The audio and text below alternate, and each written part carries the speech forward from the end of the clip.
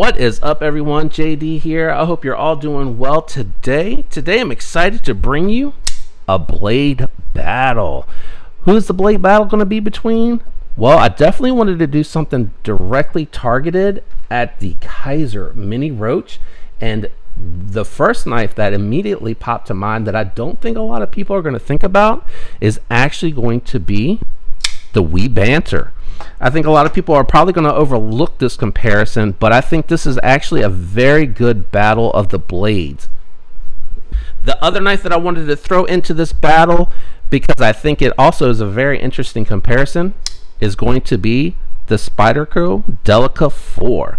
Alright, so what we'll do is we're going to go ahead and run through categories. I don't have a point system. I'm actually moving away from that. I just wanted to kind of talk through it and then give you my picks on which one I would go and in what order. So first we're going to talk about the Banter, which has a very thin flat ground S35 VN blade steel.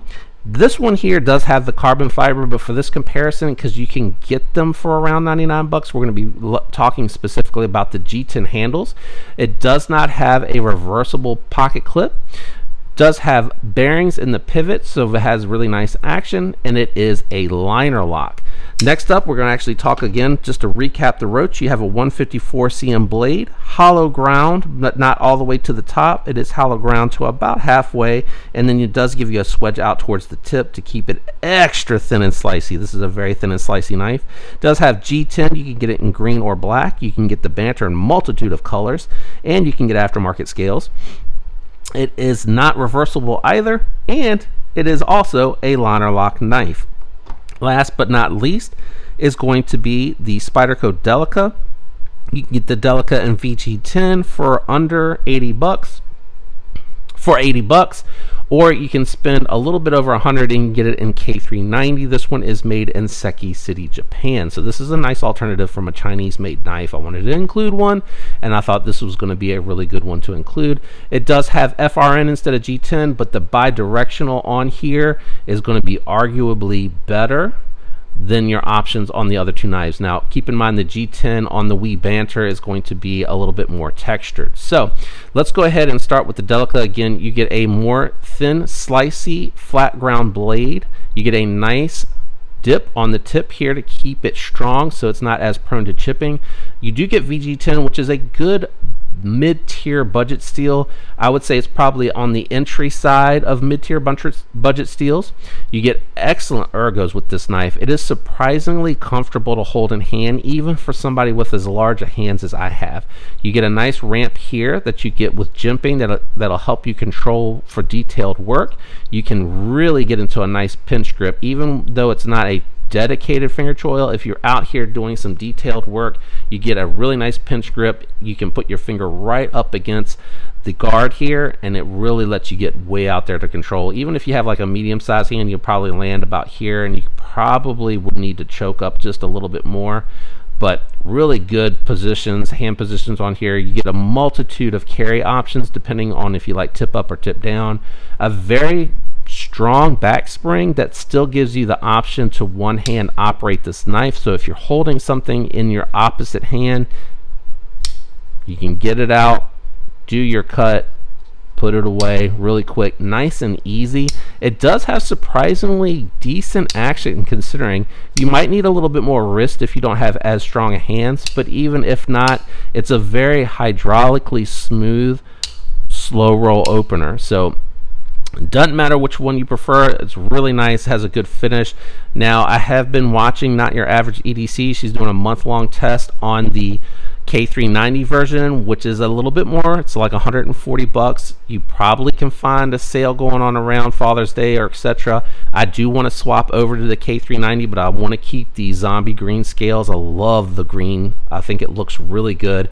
The finish on here is awesome, and the Seki City, Japan plant for Spyderco does a really good heat treat and edge on here. So really good option. I wanted something at the same price point, a little bit closer to the price point of the Roach, with a very similar mindset for that ergo, you know, like the contouring, a little bit more of that humpback style. Let's go ahead and talk about the Kizer Mini Roach. This has a really well done 154 cm blade steel. Again, I think VG10 is probably entry level budget tier, mid-level, entry level to mid-level, and I would say 154 cm is probably more of your top mid-tier, along with like your Nitro V and 14C. I think it's a very well-rounded steel, and they did a fantastic black wash on this. I really like their black wash. They do a good job on it. Really thin and slicey blade. This is definitely going to be a slicer. Very unique that you can remove the flipper tab on here, so that if you want, you can have this be a dedicated thumb hole reverse flicker. And surprising, the ergos are pretty good. I do have larger hands. Same issue that I run into with the Delica 4. It is a little bit snug for me as far as being a full 4-finger grip and the hand positions. I think it would actually suit me better to take that fuller off and be able to come back to do the choke up. But again, really nice, very good performing steel. G10 on here does have the honeycomb pattern on it, which does actually provide some nice grip to it. I was surprised how much grip it actually gives you. But on the flip side of it, you do actually end up having just a little bit of sharpness here on the edges where the lines kind of stop and the honeycomb kind of keeps going. So it does feel a little uncomfortable in some positions when you're holding the knife. You can kind of feel that in the palm. It's not awful, but you do feel just a hint of poking happening there. Nice backspacer. It again, not reversible. The advantage to the Spyderco is you have a 4-way pocket clip carry that you can do depending if you want to put it in your left pocket as a secondary back pocket. You do have you have more options. It is very much ambidextrous. It is left hand and right hand friendly. This unfortunately would have to be a back pocket carry if you're a lefty, if you want to be able to have it closed and carrying it in the back pocket as a lefty. What ends up happening is that it does tuck the blade into the pocket to protect it from inadvertently open. Having said that, it has a very heavy, solid detent for such a small knife. It is, I would probably say it was medium on a larger size, but having such a lightweight blade and small blade, it is going to be a very nice detent. The other thing too, it is very unbalanced. All the weight is falling back into the handles and scales, the thickness and how beefy it is, and the fact that the blade is so thin and slicey and lightweight, and the hologron takes even more metal out of the steel. It's very heavy, back heavy, but for such a small knife and the choke up position that it gives you, I think it's okay. It's not that awful. Now, I think people are probably going to be surprised that I included the Banter in this, but again, when you consider how much footprint you get for the Banter and the fact that the Banter does a very neutral ergonomic, this actually feels very comfortable in hand. It actually does give you a 4-finger grip, surprisingly so. It does give you a very nice drop point, a nice utility shape that I think is very competitive against the Mini Roach, and it gives you a pretty, not a full flat grind, but it gets you right up to the top there, so you get a very nice working edge. And again, I was thinking about what is going to be comfortable at this size. Very minimal carry, very minimal pocket space. That's going to be a very good carry. I think this is a really good alternative. You can find these on sale all the time to get them for around $100, which I think is awesome. You can get them in satin finish. You can get them in black washed. S35 yen, I think, is a upgrade from 154 cm. So even though you're spending about $20 to $25 more for a Banter, I think a Banter is a really nice option, and you have a lot of aftermarket support, which is something that you do get a little bit with the Delica 4 because it's been around long enough. You're not getting a whole lot of aftermarket support with the Roach, so you have to love the configurations that are available, but you can go get some different scales at the very least for your Banter. All of them you can put rocket glides in from Skiff.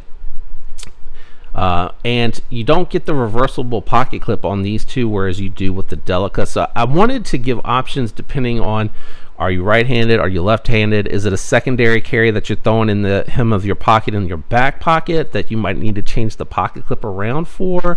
So those are all things that I wanted to, take into consideration when I did this versus battle. Now for me, I would actually say that I would probably pick up the Banter first, just because I like the fact that it's a little bit more neutral, so I can move my hand more freely around on the knife without feeling like I'm being forced into a certain position. I would probably say the next would actually be from an ergo perspective, and the fact that you can pick it up in K390 and you have a little bit of aftermarket support. There are some makers out there that do scale upgrades if you want to do that. And the fact that you can, still maintenance this knife. You can take it apart. It does have the female part on this side that makes it look like it's riveted, but you do have the male thread here on the right hand side because it's ambidextrous, so right hand side. So you can take it apart and you can do maintenance on it, which I think a lot of people don't realize. And I think a lot of people are not going to realize, like the Delica 4 or the Andela 4, if you like something that's bigger, it's going to be surprisingly strong for as thin as it is. They do a good job with the design. They do a good job with the thickness here, and then they bend down that tip on the very edge, which is going to make it really, really strong. I would say my third pick would actually be the Roach here for a couple of reasons. For me, the actual fact that you're kind of forced into a certain position, even if you're going back or moving forward, you're forced into one position. If you needed to scoot up just a little bit or scoot back just a little bit, for me with larger hands, a little bit tougher to do. I do love the hollow grind on here. Not that many manufacturers are doing hollow grinds that are slicey, but again, with the hollow grind, you got to worry a little bit about the longevity of the strength depending on what type of task you're doing. So I wanted to take that into consideration because I feel like the flat grind gives you more strength while giving you still plenty of cutting power. The hollow grind, it is going to be more slicey, but when I'm thinking about tasks that you're slicing through, if you're not cutting through paper, what are you really needing to slice through where you're getting that much resistance on a flat grind? So I know people talk about hollow grinds and thin and sliciness. I want my knife to have sharp edge retention, and perform. I'm not worried about slicing through paper. I only do the paper cut so that you can see when it comes from the factory if there's any blemishes, defects, if it's toothy or if it's not. For me, that really is not as important, so I do like a strong flat grind, which is why I do like a lot of the Spydercos. I think they do a phenomenal job. And I like the fact on this one, though, that you can remove that flipper tab to make it thumb hole only. The only thing is, it's really not saving you any pocket space because your thickest part is actually right in the middle, so that doesn't save anything for you in that regard. And again, in the closed position, this one takes up the most pocket space, even though it is a very small knife. As you can see here, these two take up less space, which means you can probably carry it more fifth pocket than you can the Roach. The Roach did fit in the fifth pocket, but it totally took the entire fifth pocket up, and it was very bulky in the fifth pocket, whereas these two are not. I do not consider these a primary carry for myself, but if you do, that might be something you want to take into consideration. If you have smaller hands, you might find that the Roach is actually a better option. You might be able to move around on it, whereas I, with larger hands, am not able to. Even though the Delica 4 does have these little cutouts, you can see they're much more subdued, so you have the ability to move around a little bit on it, which I do like a lot. A lot of people are not going to like the FRM, but the G10 is just a little bit of a fancier plastic, in my opinion. I did get the carbon fiber Banter because I think it is a more premium material. I think it looks good. It is strong, durable, has less flex than G10 and FRN, so that is why I went with it. I do think that Spyderco does a good job with their chamfering and their thickness to prevent it from being super flexible, but you can see here I can move that FRN around, but again, I am squeezing very hard.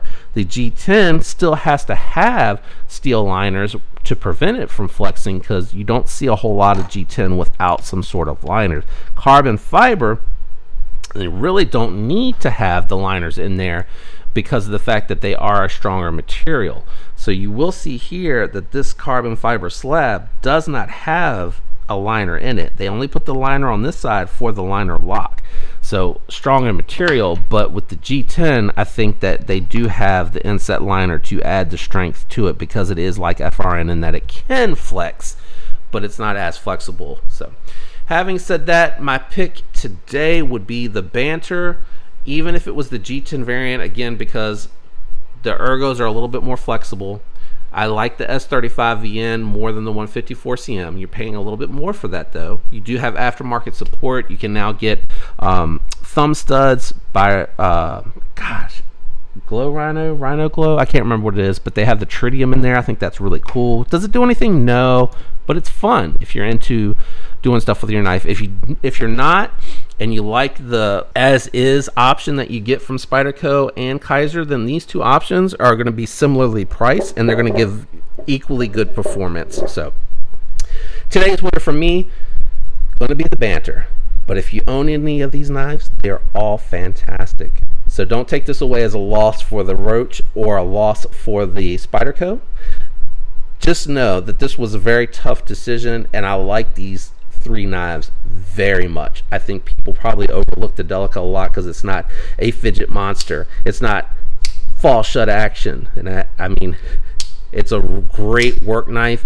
The Endura Delicas, they're very good work knives. They're very utilitarian, and that's what they're meant to be. That's why I keep them around and why I like them so much, and why I feel confident making these as a recommendation for folks that are looking for cutting tools. If you're the enthusiast and the collector, the Roach is going to be very different from anything else out there. It is going to be very different, very unique looking. It's going to be an interesting talking topic, and the Banter, I think it has enough aftermarket support where you're still going to kind of get both, right? You're going to get a very good utilitarian tool that's very good at cutting, for those that are actually looking for a knife to use more so as a tool than a talking piece. But I think it is going to be interesting enough, and you do have enough aftermarket support on the Banter to where I think that's going to be a very interesting conversation piece. If you enjoyed today's video, do me a favor, leave a like. Consider subscribing if you're not already subscribed. Thanks for tuning in and all the support. Make sure that notification bell is set to all, and give me a follow over on Instagram. Until next time, I hope you have a fantastic week. Peace.